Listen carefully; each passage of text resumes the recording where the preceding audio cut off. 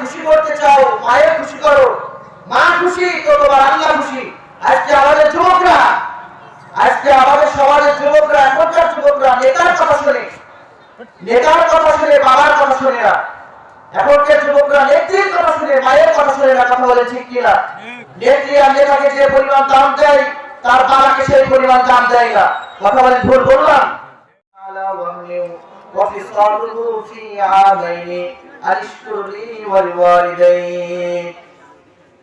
আল্লাহ বলছেন মা বাবার প্রতি সন্তানের নির্দেশ যে মা বাবার প্রতি সবসময় সে সৎ ব্যবহার করবে। মা বাবা কষ্ট পায় এমন কোন কাজ সন্তান করবে না। হাকিম লোকমান তার ছেলেকে বলতেছে, সন্তান তোমার জীবনের প্রতিজ্ঞা বানাও যে তুমি কখনো তোমার আব্বা আম্মার সাথে খারাপ আচরণ করবে না। আমাদের কাদের আব্বা আম্মা বেঁচে আছে? হাত তুলি তো। আব্বা আছে অথচ মা আছে, এদের আব্বা আম্মা বেঁচে আছে। আমাদের জীবনের পূর্ণ প্রতিজ্ঞা হবে আমরা কখনো পিতা মাতার সাথে অন্যায় আচরণ করব না। করব নাকি? আল্লাহর রাসূল বলেছে, রিজাল রব্বি রিজাল ওয়ালিদাইন। আল্লাহকে খুশি করতে চাও, মায়ের খুশি করো। মা খুশি তো তোমার আল্লাহ খুশি। আজকে আমাদের যুবকরা, আজকে আমাদের সমাজের যুবকরা, এখনকার যুবকরা নেতার কথা শুনে, নেতার কথা শুনে, বাবার কথা শুনে না। এখনকার যুবকরা নেত্রীর কথা শুনে, মায়ের কথা শুনে না। কথা বলে ঠিক কিনা? নেত্রী আর নেতাকে যে পরিমাণ দাম দেয়, তার বাবাকে সেই পরিমাণ দাম দেয় না। কথা বলে ভুল বললাম? আল্লাহ বলছেন রিজাল রব্বি বিরিজাল ওয়ালিদাইন। রাসূল বলেন মা বাবাকে খুশি করো, আল্লাহ তোমার উপরে খুশি হবে। মা বাবা নারাজ তো আল্লাহ নারাজ। এই যে খেদমত করলে কিন্তু পিছনে পড়া যায় না, আল্লাহ তার সম্মান বাড়িয়ে দেয়। ওয়াইসুল করনি নবী আলাইহিস সালাতু ওয়াস সালামের কাছে চিঠি পাঠাইছে, পয়গম্বর আমার মা অসুস্থ, আমি আপনার সাথে দেখা করতে যাই। আল্লাহ নবী বললেন তোমার মা যেহেতু অসুস্থ, ওয়াইসুল করনি আমার সাথে দেখা করার দরকার নাই, তুমি তোমার মায়ের খেদমত করো। কি করো? আমার সাথে দেখা করার দরকার নাই। অথচ রাসূলের যুগে মুসলমান হয়েছে, মুসলমান হয়েছে, আল্লাহর নবীর সাথে সাক্ষাৎ লাভ করতে পারি বিদায় সাহাবী হইতে পারেনি। এই ওয়াইসুল করনি চিঠি পাঠাইছে, পয়গম্বর আমি আপনার সাথে দেখা করতে চাই, কিন্তু আমার মা অসুস্থ, কি করব? বলে তুমি তোমার মায়ের খেদমত করো, আমার সাথে দেখা করার দরকার নাই। আল্লাহর নবীর মৃত্যুর আগে আল্লাহর নবী সাল্লাল্লাহু আলাইহি ওয়াসাল্লাম ওমর আর হযরত আলীকে ডাক দিয়ে বলে, আলী এবং ওমর আমি মৃত্যুর পরে ওয়াইসুল করনি নামক পাগল মদিনায় আসবে, মায়ের খেদমত করতে যে আমি নবীর সাথে দেখা করতে পারিনি, আমার গায়ের জুব্বা তার জন্য হাদিয়া। আর ওমর তুমি তোমার হাতে ওয়াইসুল করনির কাছ থেকে দোয়া নিবা। সুবহানাল্লাহ, ওয়াইসুল করনির কাছ থেকে তুমি দোয়া নিবা।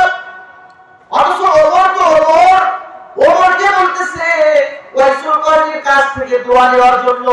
কিন্তু এই ওমরের কথা মতো আল্লাহ রাব্বুল আলামিন কোরআনুল কারীমে 21 জায়গায় আয়াত নাযিল করেছেন, যার ব্যাপারে রাসূল বলছেন লাউ কানা বাদি নাবিয়্যুন লাকানা ওমর ইবনুল খাত্তাব। আমার পরে যদি কেউ নবী হইতো তাহলে আল্লাহ তাআলা নবী বানাইয়ে হযরত ওমরকে পাঠাইতো। এই ওমরকে বলতেছে, এই ওমর তুমি ওয়াইসুল করনির কাছ থেকে দোয়া নিবা। এমন একজন সাহাবী যে মদিনাতে মেম্বারে দাঁড়িয়ে তিনি যুদ্ধের ময়দানে যুদ্ধ করতেছে, হযরত সারিয়া তাকে শত্রু দেখিয়ে দেয়, ও সারিয়া দেখো তোমার পিছনে শত্রু আছে। আধ্যাত্মিক জগতের একজন শ্রেষ্ঠ সম্রাট ওমর, যে মদিনাতুল মুনাওয়ারাতে কে কি স্বপ্ন দেখে এটার খবরও হযরত ওমরের কাছে হয়ে যায়। হযরত ওমরের শাসন আমলে হযরত আলী রাদিয়াল্লাহু তাআলা আনহু স্বপ্ন দেখতেছেন, এক মহিলা তার গাছের পহেলা খেজুর নিয়ে হাজির হয়েছে। গাছের পহেলা খেজুর নিয়ে হাজির হয়ে আল্লাহর নবীর কাছে দিয়ে বলে, রাসূল আমার গাছের পহেলা খেজুর আপনি খান, আপনার সাথীদেরকে খাওয়ান। আল্লাহর নবী সাল্লাল্লাহু আলাইহি ওয়াসাল্লাম নিজে খাচ্ছেন, সাহাবীদেরকে খাওয়াচ্ছেন।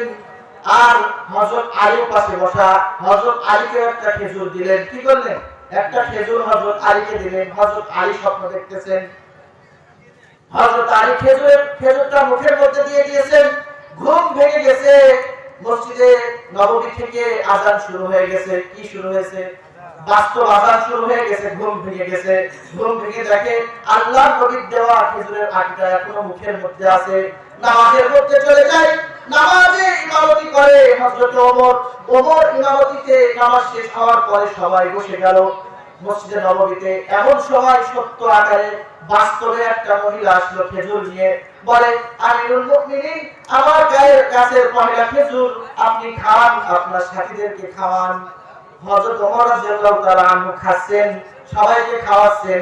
হযরত আলীকে একটা খেজুর দিলেন, হযরত আলী মুখের মধ্যে খেজুর খাচ্ছেন, আর দেখছেন ডালার মধ্যে আরো অনেক খেজুর আছে।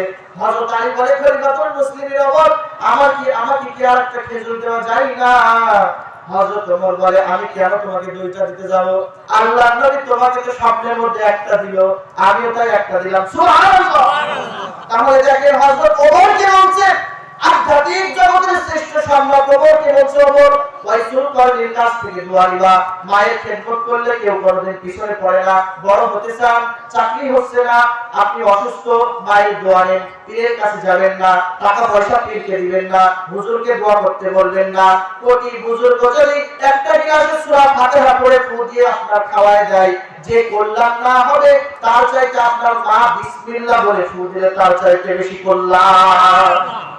বোঝেন সন্তানেরা, পীরের কাছে দৌড়ায়, পীরকে মশারি দেয়, মা ঘরে পড়ে আছে, মায়ের মশারি কামড়ায়, সন্তান ছেড়ে থাকে না, বাপকে লুঙ্গি দেয় না, অথচ পীরের জন্য বউ নিয়ে যায়, আছে না নাই? ভান্ডারি করে বাদ দিতে হবে সমাজ থেকে। তোমার বাপ তোমার মা সবচাইতে বড় পীর, তাকে খেদমত করো। আল্লাহ আমাদের যুব সমাজকে মা বাবার খেদমত, মা বাবার তাবেদারি করার তৌফিক দান করুন। সকলে পড়ুন আমিন। ওয়া আখিরু দাওয়ানা আলহামদুলিল্লাহি রাব্বিল আলামিন।